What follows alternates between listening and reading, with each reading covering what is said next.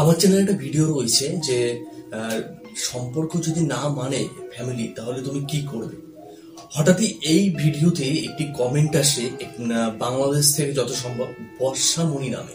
তো সে আমার কাছে এই সলিউশনটা চেয়েছে যে তার হয়তো কোনো ভাই একটা রিলেশনে রয়েছে, এবং যে রিলেশনে রয়েছে সে অতটা শিক্ষিত নয়, এবং শিক্ষিত না হলেও মান্থলি প্রায় 25,000 সে ইনকাম করে। মানে সে ইনকামের জায়গাটাতে যথেষ্ট স্ট্রং রয়েছে, এবং তার যে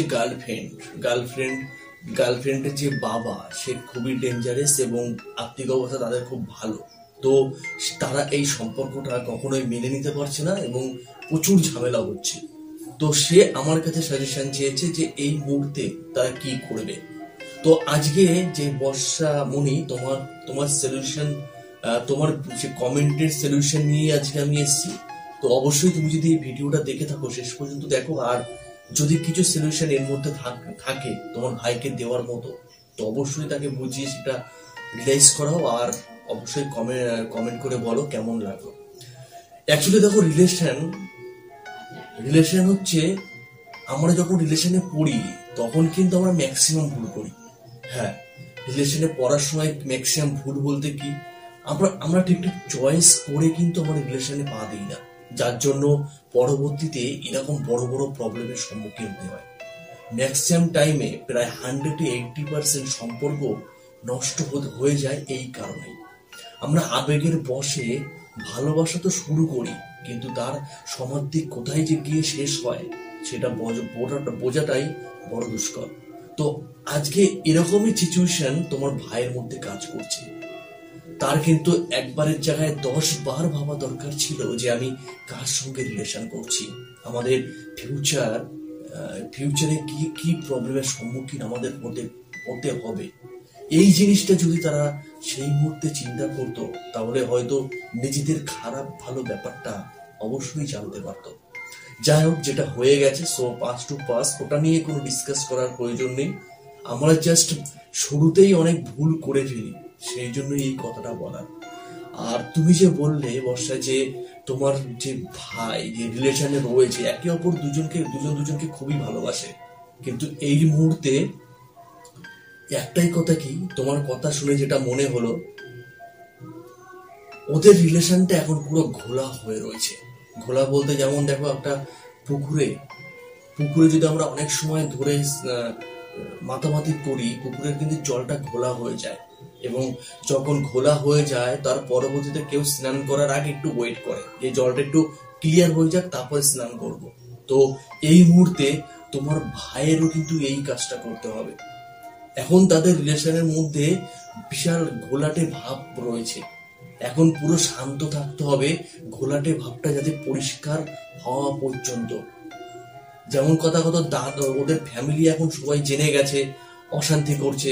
এইসব ব্যাপারগুলো চিন্তা ভাবনা বেশি না করে পুরো স্টপ করে কিছু দিনের জন্য, কিছু মাসের জন্য তোমার ভাইকে বুঝাও যে পুরো চুপচাপ থাকে। এমনকি তার গার্লফ্রেন্ডের সঙ্গে যদি সে যোগাযোগ যদি নাও রাখে, তাহলে সেটা খুবই ভালো হয়। এই ক্ষেত্রে ফলাফলটা কি হবে দেখো, এই বললে ওর বাবার আর্থিক অবস্থা খুবই ভালো এবং খুবই ডেঞ্জারাস। তো এখন এই সম্পর্কটা যখন ওর বাবার কানে গেছে এবং সম্পর্কটা নিয়ে ওর বাবা পুরো বিরোধী, তাহলে কিন্তু যখন তখন তোমার গার্লফ্রেন্ডকে জোর জবরদস্তি বিয়ে দিতে তার এক মুহূর্ত ভাবতে হবে না। তো তুমি যদি এই মুহূর্তে এই ঘোলা হয়ে গেছে বলে তুমি যদি অপেক্ষা করো, একটু নিস্তব্ধ থাকো, উত্তেজিত না হয়ে, তাহলে কিন্তু এই জিনিসটা আসবে না। আর তুমি যদি বেশি উত্তেজিত হও, বেশি ক্যাচাল হয়, তাহলে ইমিডিয়েটলি ছেলে দেখে কিন্তু ওর বাবা বিয়ের ডিসিশন নেবে। তখন কিন্তু তোমার চোখের জল ফেলা ছাড়া, রাতে চোখের জলে বালিশ বিছানো ছাড়া কোনো উপায় থাকবে না। এটা কিন্তু একটা বিশাল ইম্পর্টেন্ট পয়েন্ট। যদি বুঝতে না পারো, আরেকবার অবশ্যই রিভাইজ করো। এটা প্রথমত করো, যেটা বললাম। আর দ্বিতীয়ত কি, বর্ষা, তোমাকে বলি, তুমি তোমার ভাইয়ের সম্পর্ক নিয়ে আমার কাছে সাজেশন চেয়েছো, অবশ্যই, কিন্তু এই টাইমে মস্তিষ্ক ঠিকঠাক কাজ করে না, অনেকে ডিপ্রেশনের মধ্যে ইনভলভড হয়ে যায়। অনেকে ডিপ্রেশনের মধ্যে যাবে, এমনকি টেনশনে এমন একটা পর্যায়ে পৌঁছে যায় তারা নেগেটিভ পদক্ষেপ নিতে বাধ্য হয়। নেগেটিভ পদক্ষেপের মধ্যে কি কি হতে পারে?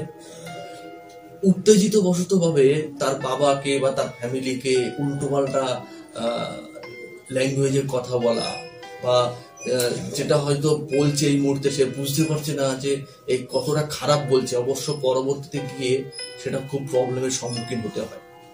প্রথমত দেখো, একটা কথা কি, প্রতিটা মেয়ের ফ্যামিলি হট করে কোনোদিন রিলেশন মানতে চায় না, কারণ তাদের মধ্যে কিন্তু অনেক স্বপ্ন রয়েছে। আজ সাপোজ যদি তোমারও বোন থাকতো, তুমিও কিন্তু একবারের জায়গায় 10 বার ভাববে যে কার সঙ্গে তোমার বোনটাকে বিয়ে দেবে।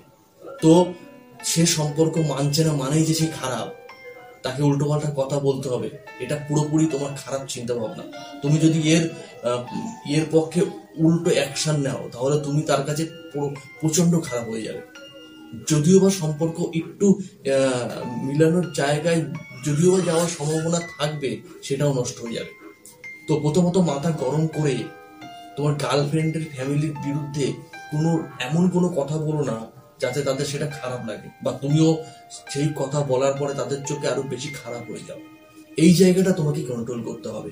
আর দ্বিতীয়ত যেটা হচ্ছে, সম্পূর্ণ নিজের মন মস্তিষ্ককে কন্ট্রোল করে শান্ত থাকতে হবে।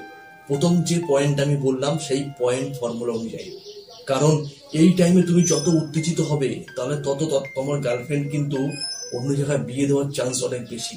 তো এই টাইমটায় তুমি যদি তোমার ভালোবাসাকে পেতে চাও, তাহলে অবশ্যই শান্ত থাকো, কাজে মন দাও। তোমার কাজের সাকসেসই কিন্তু তোমার অনেকটা রাস্তা ক্লিয়ার করে দেবে তোমার গার্লফ্রেন্ডকে পাওয়ার জন্য। এটা সবসময় মাথায় রাখবে। হ্যাঁ, এই একটা গেল। দ্বিতীয়ত দেখো বস, ভালো জিনিস পেতে গেলে অনেক কষ্ট করতে হয়, অনেক পরিশ্রম করতে হয়, অনেক অপেক্ষা করতে হয়, অনেক ধৈর্য ধরতে হয়। তো তুমি তোমার সেই ভালোবাসাকে যদি পেতে হয়, রাস্তায় অনেক কাঁটা আসবে, কাঁটাগুলোকে সরিয়ে তোমার সামনের দিকে এগিয়ে যেতেই হবে। তুমি সেই কাঁটার ভয়ে যদি পিছপা হয়ে যাও বা ওখানে থমকে দাঁড়িয়ে যাও, তাহলে কিন্তু তুমি তোমার ভালোবাসাকে কখনো অ্যাচিভ করতে পারবে না। অন্যের সঙ্গে সংসার করতে দেখতে তোমার বেশি দিন টাইম লাগবে না, তুমি যদি এইসব সিচুয়েশন গুলো মেনটেন না করো। আর আরেকটা কথা কি, এমন কোনো ডিসিশন নিও না যাতে তোমার গার্লফ্রেন্ডের ফ্যামিলি খুব কষ্ট পায় এবং তুমি তাদের কাছে একদম 8% হয়ে ওঠো।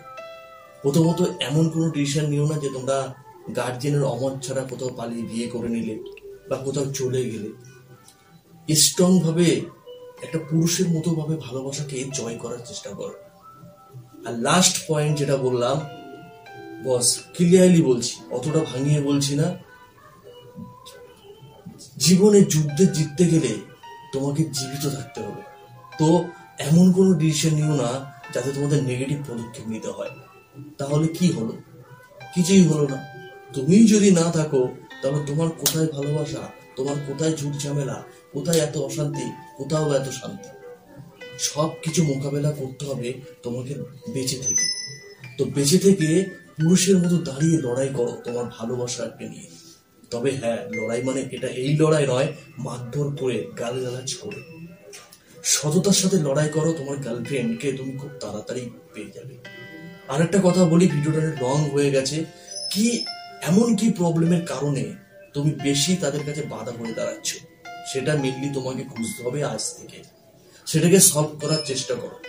সেটা যদিও বা তুমি সলভ করতে পারবো না, যে হ্যাঁ এই প্রবলেমটা আমাদের সম্মুখীন হচ্ছে বা এটাকে সলভ করা সম্ভব নয়, অন্য দিকের রাস্তাগুলো ক্লিয়ার করো। কথায় বলে না, তিনটে অপরচুনিটির মধ্যে যদি একটা খারাপ হয় আর দুটোই কাজ চালানো যায়। তো অবশ্যই এগুলো খেয়াল করো। টাকার গরম দেখিও না। আমাকে তোমার দিদি যেটা বললো বর্ষা মনে, যে আমার ভাইও 25,000 টাকা ইনকাম করে। কিছু কিছু ক্ষেত্রে টাকাটা ইম্পর্টেন্ট নয়, ইনকামটা করো, সেটা ইম্পর্টেন্ট নাই মানছি। কিন্তু যেহেতু তুমি বললে ওর বাবা ডেঞ্জারাস এবং ওর বাবার অনেক মানে আর্থিক অবস্থাও ভালো, সেখানে টাকাটা মেনলি নয়, মেনলি কি ওর বাবার কাছে বেশি ইম্পর্টেন্ট, সেটাকে ক্যাচ করো। আর সেই ফর্মুলা, সেই রাস্তায় আজ থেকে চলতে শুরু করো। চলো, ভিডিওটা এই পর্যন্তই রাখছি। রিভাইজ করো, অনেক পয়েন্ট বললাম, এইগুলো সংশোধন করলে আশা করি তুমি খুব তাড়াতাড়ি তোমার ভালোবাসাকে পেয়ে যাবে। আর অবশ্যই আমার চ্যানেলে প্রথম হয়ে চ্যানেলটা সাবস্ক্রাইব করো, বেশ অনেক ভালো ভালো টপিকের ভিডিও এই চ্যানেলে আসে। আর তোমার মধ্যেও যদি কোনো প্রশ্ন থাকে নিঃসন্দেহে আমাকে কমেন্ট করো। যেমন বর্ষামণি আমাকে কমেন্ট করে বলেছে, তার কমেন্টের ভিডিও আজকে আমি পোস্ট করলাম। ভালো থেকো।